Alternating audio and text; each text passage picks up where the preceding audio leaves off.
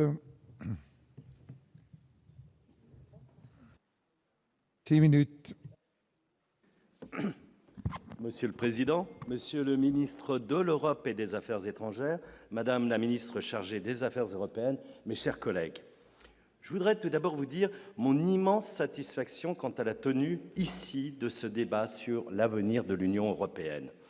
Des débats en séance publique sur l'Europe, nous en avons assez régulièrement, mais ils ne rassemblent en général guère plus d'une vingtaine de sénateurs, bien loin de l'affluence d'aujourd'hui. Ces débats ont habituellement lieu à la veille de chaque sommet européen en présence du secrétaire d'État aux affaires européennes. Sur le fond, nous égrenons à cette occasion un ordre du jour prévisionnel pléthorique, renvoyant à une multitude de points assez hétérogènes qui ressemblent plus en fait à une liste à la Prévert qu'à un véritable panorama de l'état de l'Union.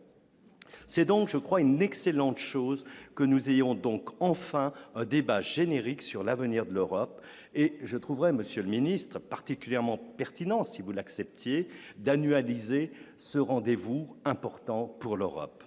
En militant de l'Europe que je suis depuis plus de 35 ans, je ne vous cache pas non plus la joie que me procure, Monsieur le Ministre, votre présence à ce débat, ainsi que le nouvel intitulé de votre ministère, le ministère de l'Europe et des Affaires étrangères. Excusez-moi la trivialité de mon langage, mais je trouve que ça a quand même plus de gueule et surtout plus de sens que ministère des Affaires étrangères et du développement international, un intitulé qui n'est pas si ancien que ça et qui dénote une époque où on avait l'Europe discrète, pour ne pas dire l'Europe honteuse dans ce pays. Ce nouvel intitulé du Quai d'Orsay n'est pas qu'un symbole, mais il est le fruit, je crois, de la volonté d'un président français qui a, contrairement à ses plus récents prédécesseurs, la matrice et la fibre européenne viscéralement ancrées en lui. Mais la première grande audace d'Emmanuel Macron, ce fut d'avoir osé mettre l'Europe au cœur de sa campagne présidentielle, et ce, à un moment où notre pays, comme notre continent,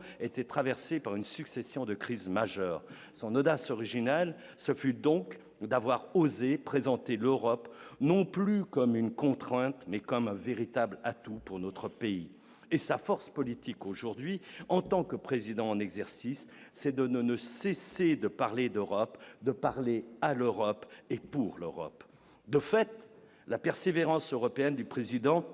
n'est pas discutable et son discours de la Sorbonne du 26 avril dernier ne saurait être lu comme une fulgurance d'un jour qui remiserait la question européenne au rang des dossiers à ne ressortir qu'à la veille des prochaines échéances européennes. Non, ce discours, pour important qu'il soit, et il l'est, s'inscrit dans une série d'interventions majeures d'Emmanuel Macron, avant et après son élection, sur la centralité de l'enjeu européen pour notre pays. Et à ceux et à celles qui s'étonnent de sa volonté pragmatique, exprimée à la Sorbonne, d'aller de l'avant, quitte à avancer d'abord avec un groupe d'États volontaires pour déverrouiller le blocage institué par la règle de l'unanimité sur les défis aujourd'hui les plus capitaux que nous devons affronter, je les renvoie à la lecture de son discours du 18 avril 2016 à Bruges devant le Collège de l'Europe, alors qu'il était encore ministre et qu'il venait tout juste de lancer le mouvement En Marche.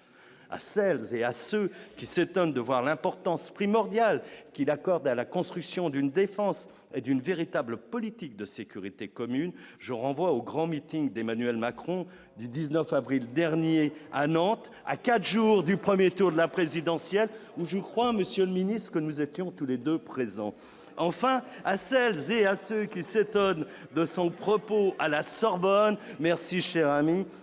sur la souveraineté européenne et sur la reconquête de nos souverainetés nationales dans et par l'Europe, en même temps que de son affirmation de l'urgence démocratique à mettre en place dès le premier semestre 2018 des conventions démocratiques visant à définir avec tous les citoyens d'Europe le cap à donner à l'Union pour les prochaines années, nous renvoyons au discours du président prononcé le 7 septembre dernier à Athènes. À Athènes, où il a également affirmé son souhait de voir instaurer des listes transnationales dès les prochaines européennes de 2019. L'idée, en soi, n'est pas nouvelle et le Parlement européen avait échoué à l'imposer à l'occasion des européennes de 2014. Alors, les vieilles formations politiques nationales, même grimées en pseudo-partis européens, ont la vie dure, en particulier en France, où la question européenne semble être une chose trop sérieuse pour être abandonnée à des élus qui pensent Europe et qui agissent véritablement en Européens. Mais le fait que cette proposition soit aujourd'hui portée par le président d'un des principaux États membres de l'Union rend assez difficile sa mise à l'écart d'un simple revers de main. Il n'y aura pas, mes chers collègues, d'Europe puissante, souveraine et démocratique si nous ne sommes pas capables de faire émerger non pas une classe européenne, mais une représentation politique de classe européenne dans l'ensemble des États membres. Un des plus grands succès de l'Union au cours des dernières décennies a été et demeure sans conteste le programme Erasmus. Eh bien, mes chers collègues, il est grand temps d'instaurer un Erasmus de la représentation politique en Europe. Être député européen ne saurait se réduire à une commutation Paris-Bruxelles ou Paris-Strasbourg. De même, être parlementaire national, avec toutes les prérogatives de contrôle et de transposition de directives européennes dont nous disposons, vous avez qu'à venir à la Commission des affaires européennes, vous le sauriez, cher ami, supposerait qu'une part significative d'entre nous accepte d'être détachés pour une durée d'au moins 3 mois au cours de leur mandat, soit dans un autre Parlement national, soit au sein du Parlement européen. De cette appréhension très concrète d'une autre culture politique de l'Union, je crois que notre représentation nationale gagnerait en agilité européenne et donc en influence réelle sur la manière dont l'Europe, notre Europe, se construit. En conclusion, ce n'est donc pas, mes chers collègues, un enlèvement d'Europe, comme cela a été écrit, mais un élèvement de la France par l'Europe et pour l'Europe, auquel le président Macron nous convie. Nous aurions tort, je crois, de ne pas relever le défi qui nous est fait. Je vous remercie. Merci.